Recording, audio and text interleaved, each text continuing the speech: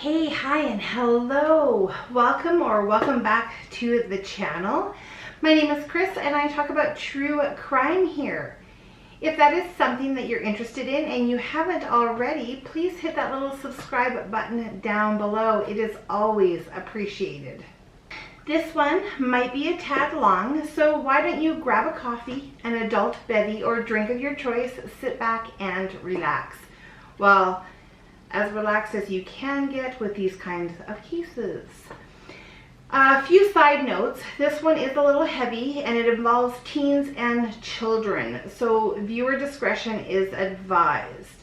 Another thing I want to point out is that I could not find any detailed information about these missing children and teens. I really hate to just put their names and ages, but there was really very little information out there. I absolutely mean no disrespect by not including more about them. Okay, so let's get into it.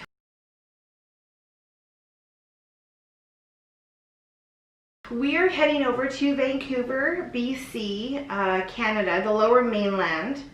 And yes, we're back in BC. I actually recently did a case about Robert Pickton, also from BC. And if you haven't checked out that video, I'll actually link it in the description box down below, because that one was another doozy. Okay, so it was Christmas Day of 1980, cold and rainy, when a man walking his dog stumbled upon a small hole. The smell in the air was horrible, and understandably so, for they had just found the body of a young girl. The girl was later identified as Christine Weller. It had been almost a month since the young girl disappeared, but because she was known to run away often, her parents had only reported her missing 6 days before she was found. She had suffered 10 stab wounds to her body and her throat had been slashed twice. There was also evidence of a sexual assault. Police interviewed many people. 3 people that came up as high interest actually lived in that area, one of them being Clifford Olson. But for whatever reason, he was never questioned in regards to Christine's murder. Months passed. On April 15th, 1981, Colleen Daignon was reported missing. Colleen was 13 years old. She was energetic but shy. 6 days later, a 16-year-old boy named Darren Todd Johnsrud would also go missing. It was stated that he took a ride with a guy who offered him a good paying job. Unfortunately, they found his naked body 2 weeks later. He had been sexually assaulted and beaten to death with a hammer-like object. And not surprising, the RCMP had not linked any of these 3 cases. They were all very different. I mean, one was a missing girl, and the 2 that were murdered were a boy and a girl. And they were killed in 2 very different manners. Sandra Wolfsteiner was the next to go missing. She was just 16 years old. And once again, police suspected that she was just a runaway. So she was really not the top priority in their cases. On Sunday, June 21st, Ada Court, age 13, simply vanished. She had been babysitting her nieces, then went to go meet her boyfriend, but Ada never arrived. Simon Parrington, 9 years old, would disappear on July 2nd. He finished his morning cereal, left to go meet up with some friends, but never made it. Police finally started to think something was going on here. Ada and Simon wouldn't really be classified as typical runaways. They were both very young, they were smart, and they were overall just good kids. July 3rd, Sandra Docker and her friend Rose Smythe were hanging outside Electro Fun. It was a local arcade. The arcade was at Lougheed Mall, and it was a typical things for teens to do. But this Friday was anything but typical. A man had approached the 2 girls offering them work. He stated he was in the construction business and he was actually looking for some people to clean an apartment complex that was actually close by. Not overly concerned, the girls jumped at the opportunity when he mentioned that he was going to be paying them $10 an hour. And now remember, this is back in the early 80s, so that would be a good chunk of change for two teen girls. They agreed to go with him to go check out this apartment. They all got in his car and drove off to this construction site. No alarm bells went off, and the girls decided to go ahead with the job. They agreed that they would start work the following Monday morning, and they would meet him outside of the arcade at 7:30 a.m. So, 3 days later, waiting outside the arcade, the man pulled up and the girls hopped into the car. On the way to the apartment complex, they stopped for coffee. The girls were probably thinking this was great. Not only were they going to be making some money, but they were getting free coffee as well. When they arrived at the apartment construction site, the man had told them that unfortunately it wasn't quite ready to be cleaned, but then decided to drive them to a second location in Coquitlam. And when they got there, he said the same thing. It was not ready. The girls were disappointed as he drove them back to the arcade. For reasons that are unclear, I couldn't find all the details, but apparently he said he had some other work that needed to be done, but it was only enough work for one girl. So they dropped off Rose at the arcade, and Sandra went off with the man thinking that she was just going to be doing some work. And unfortunately, that was not the case. After running a few errands, the man pulled out some beer out of a paper bag and offering some to Sandra. And I can't imagine what she was thinking at the time, but maybe she thought it was cool that her new boss was offering her some beer. Because whatever she was thinking, she actually took some beer and started drinking it. Later on, they pulled over and he bought a bottle of whiskey that she also started to drink. Pulling up to the latest job site, Sandra started to feel the effects of the alcohol. She could also sense that her new boss was starting to act a little weird. And despite the amount of alcohol she consumed, her senses were correct. He had forced Sandra into the backseat of the car and attempted to rape her. But she was not about to let that happen without a fight. And fight she did. She must have been struggling and wrestling with him so much that he eventually gave up. Thank goodness. But what's really weird, he ended up saying, "You're fired," and drove her back to the arcade. Back at the arcade, Sandra was obviously shaken up. She flagged down an RCMP cruiser that just happened to be passing by. After getting all the details, the officer put out an alert for the driver and the car. Within minutes, they had him. Clifford Olson was arrested for DUI and sexual assault and was taken into custody. But who was Clifford Olson? Let's just say he was not a good man at all. He was born in Vancouver, BC on New Year's Day in 1940. His parents were Clifford Sr. and Leona.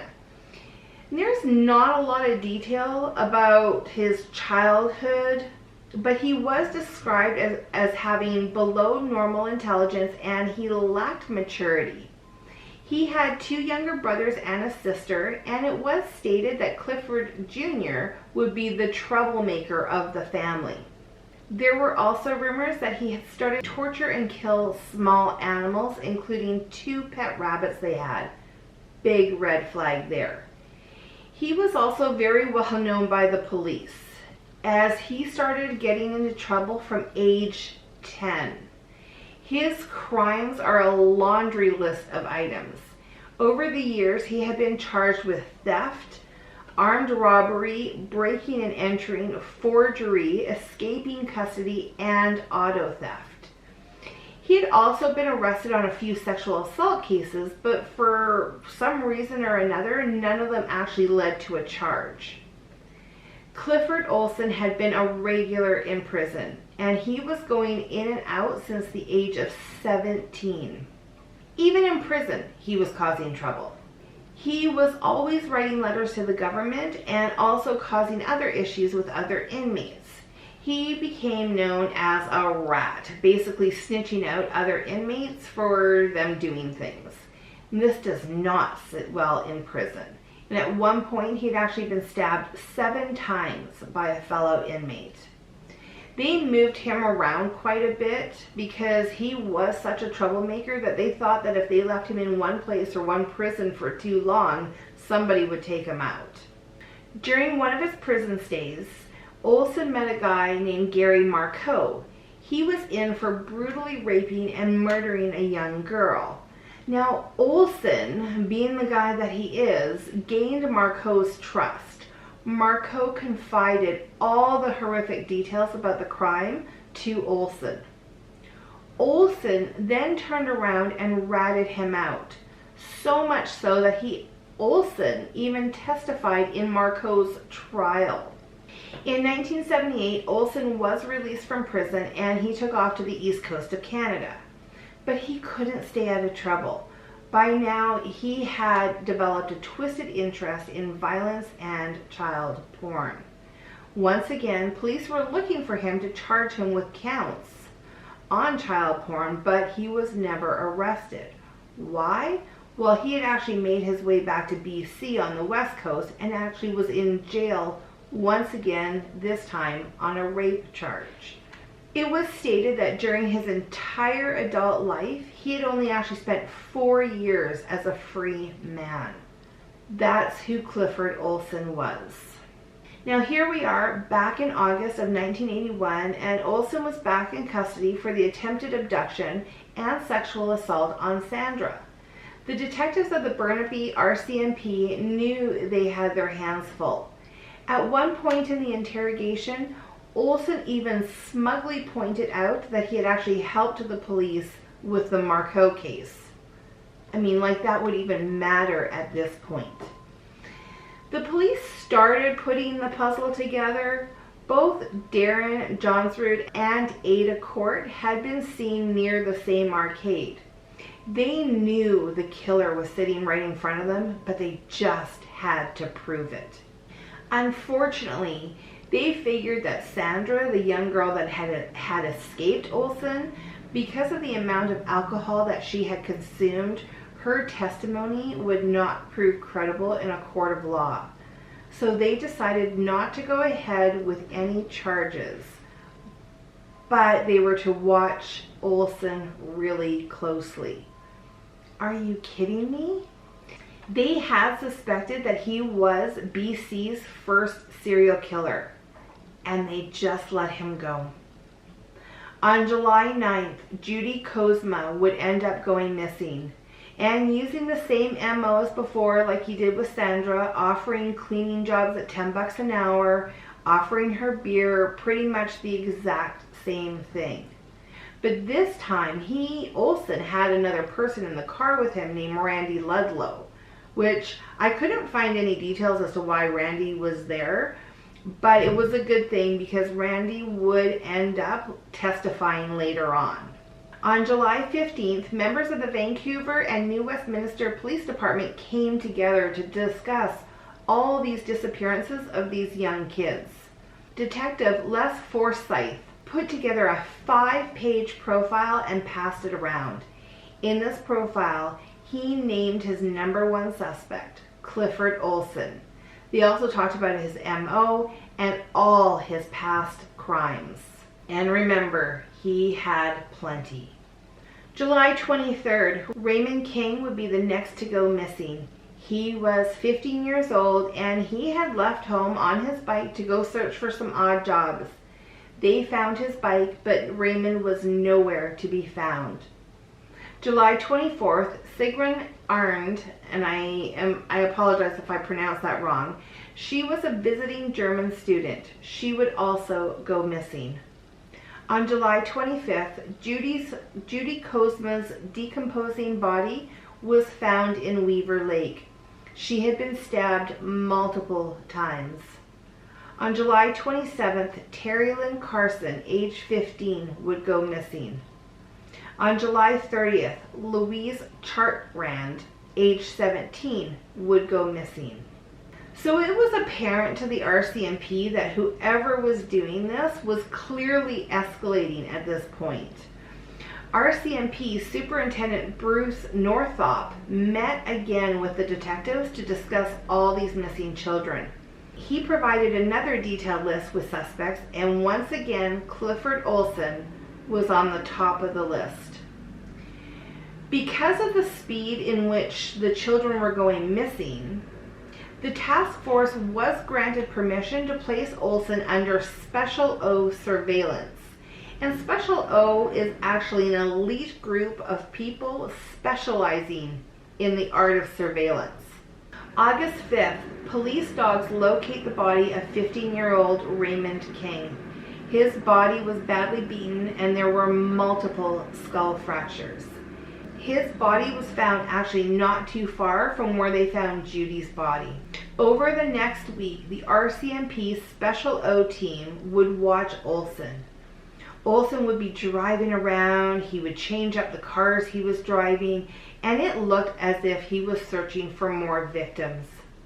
They continued to watch him even as he went over to Vancouver Island. They even watched him as he burglarized a few homes. On August 12th in Nanaimo, Olson picked up two girls hitchhiking. The team was watching every move. Olson pulled over and it looked like he started drinking with the girls. I mean, that is his MO after all. And out of nowhere, the Special O team could hear Olson yelling at one of the girls to get out of the car. His temperament was escalating, and the team, sensing that something horrible was about to occur, the task force moved in and arrested him. And at this time, they could only arrest him for impaired driving. But after searching his car, they found a very important piece of evidence. In his address book was Judy Kozma's name and address written by her.